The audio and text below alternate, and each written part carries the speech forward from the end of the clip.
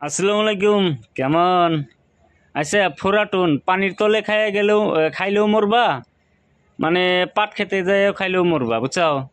তার মানে কথাটা কইলাম এই কারণে, কিছুমান মোবাইলের পাওয়ার এসি আছে না, পাওয়ার এসি, ওই পাওয়ার এসি গোনার ধর্ম অন্য কোম্পানির মোবাইলে হেই পাওয়ার এসিটা থাকলে অন্য হেই একই ধর্ম পালন করে, তার মানে বুঝছাও? এই ফুরাটুনের নাগাল, তার মানে রাত করে খাইলেও মরবা, দিনে খাইলেও মরবা। তার মানে অ্যাকচুয়ালি কথাটা এই ধরনের। পাওয়ার আইসির কিছুমান বুট সিকুয়েন্স বা পাওয়ার সিকুয়েন্স থাকে, হ্যাঁ। তো আজকে আমার কাছে MT6357 CRB আইসি থাকা একটা মোবাইল আছে। মোবাইলটা পোকো না, Redmi 9 পোকো C31 এই টাইপের কিবা একটা মোবাইল। তো এই মোবাইলটা অ্যাকচুয়ালি চার্জ পাইতেছে 0.4। আর এটার মধ্যে যদি আমরা বুট নেই, মানে ডিসি বুট, মানে ডিসি পাওয়ার সাপ্লাইতে লাগাইয়া আপাতত পাওয়ার বাটন প্রেস করলে রিডিংটা কত নেয়, অ্যাকচুয়ালি কত এম্পিয়ার কনজিউম করে, ওটা আমরা একটু চেক করে দেখুন।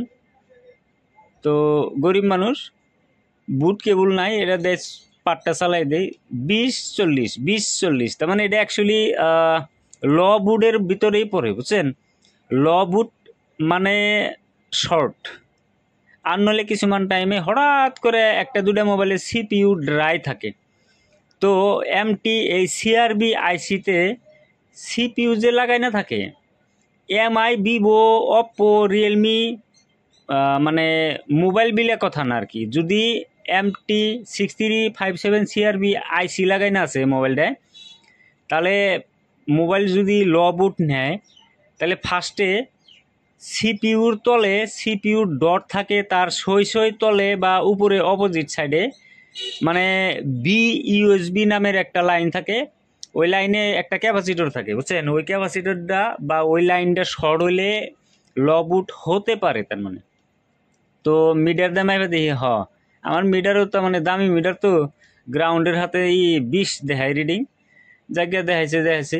এখন কথার মধ্যে কথা হইল কি, এই লাইনটা মানে পাওয়ার আইসি উড়ে হেরে ইউবি মাস্কিং করে দিলে সমস্যার সমাধান হয়, কিন্তু সময়ের লগে লগে আমাকে আপডেট অনাকবো। পাওয়ার আইসি একটা উড়ে হেরে ওড়ে আবার রিভলভ করে ইউবি মাস্কিং করে দিলে কাস্টমারের করে দিব।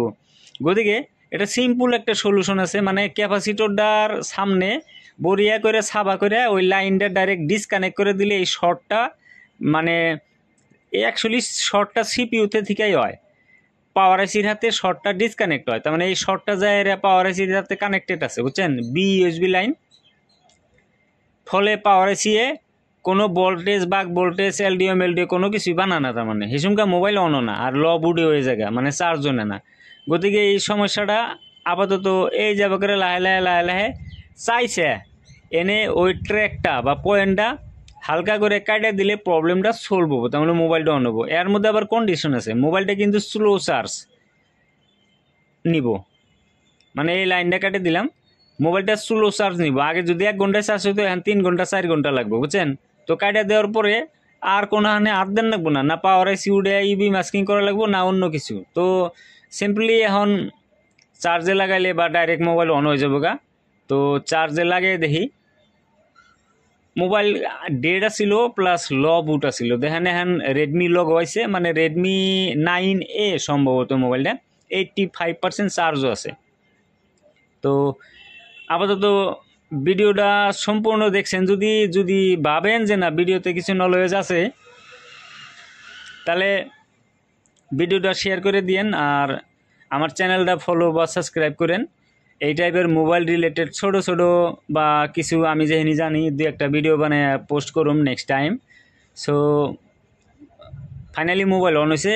তো ভিডিও সম্পূর্ণ দেখার জন্য থ্যাংক ইউ।